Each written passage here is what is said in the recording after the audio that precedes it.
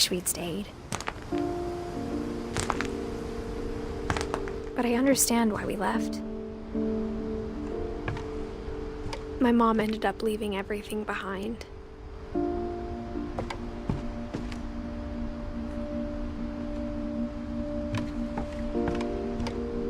What happened that night had been coming for a long time. Maybe it should have come sooner.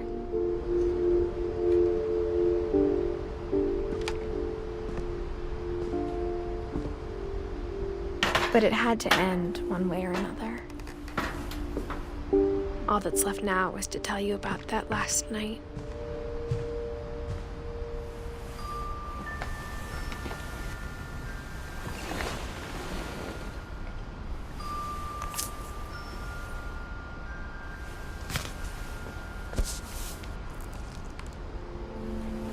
That whole last day, Edie just watched us pack and didn't say a word.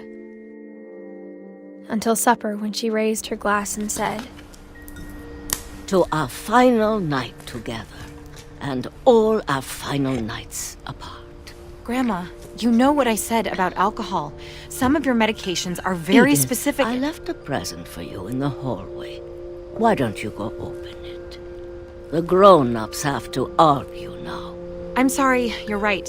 We're all leaving tomorrow. Let's just enjoy our last... I'm not leaving. Edith, you're excused.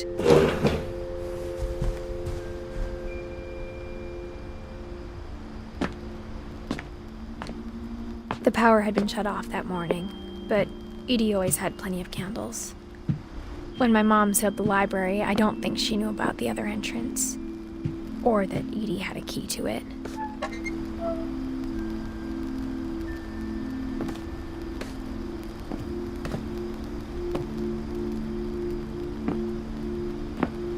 That thing you're afraid of isn't going to end when you leave the house.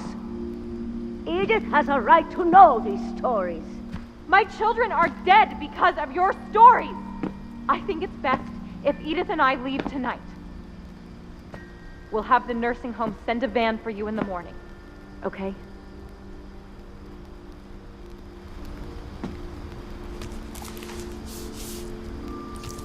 Dear Edith, there's so many stories I wish I could tell you, but there's only time for one. This is about what happened on the night you were born. That night, the tide went way, way out. It was the first and last time I ever saw the old house aground. There'd been an earthquake out in the middle of the ocean. They called it the lowest tide in 1,000 years. God, it smelled awful. No, I've seen that house every day of my life.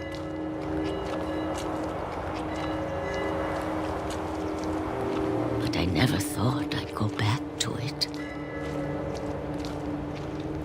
When the fog rolled in, I lost my way.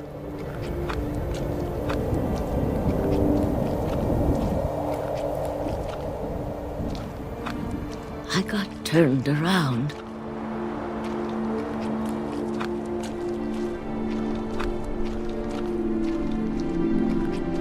I started seeing things.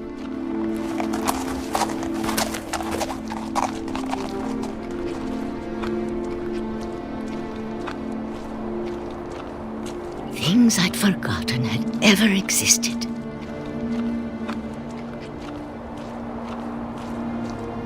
But when I saw them, they felt like old friends. That night, a lot of things came back to me. Or maybe I came back to them.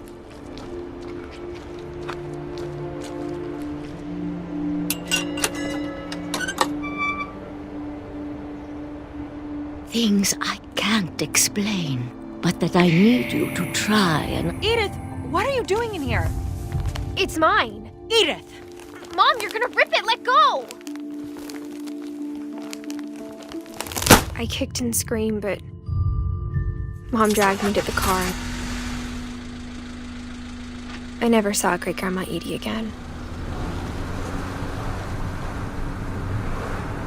The next morning, the van came to pick her up, but she was already gone. After that, we moved around a lot.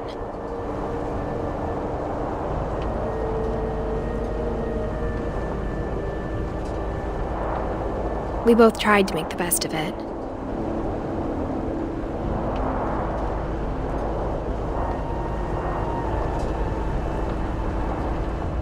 A few years went by.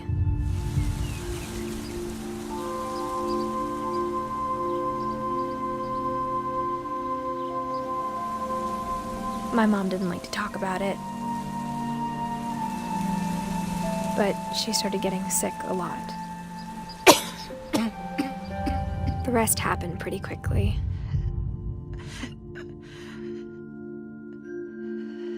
She got better for a while, and then she didn't.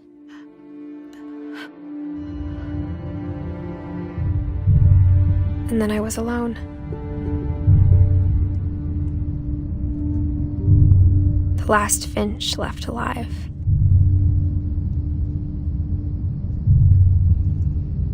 Until I found out about you.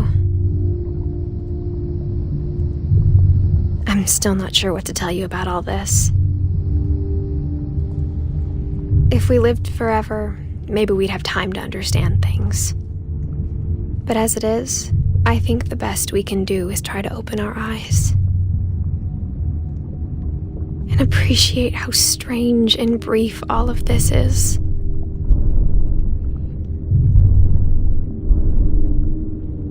This journal was supposed to be for you.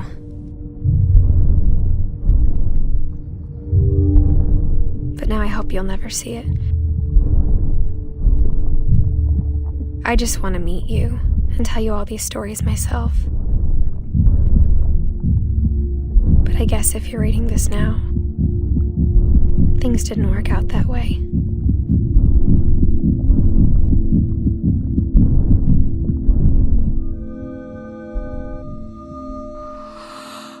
This is where your story begins.